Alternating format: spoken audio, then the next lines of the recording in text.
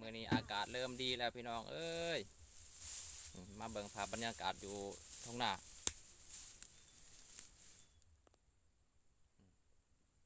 แดดเริ่มออกแล้วหลายมือหลายวันที่บ่ได้ออกไปไสว่าฝนตกเนาะมื้อนี้เลยมีโอกาสได้มาจอบเบิ่งทุ่งนาอีกเทื่อนึงเขาก็เริ่มสุกเบิดแล้วเด้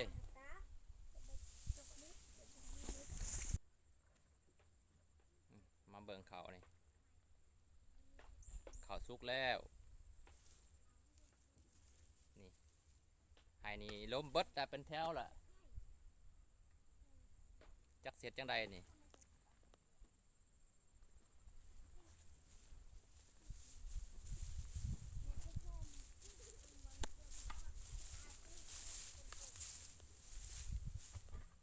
เห็นบ่เสร็จจังใดดีคนสิเกี่ยวกับบ่มี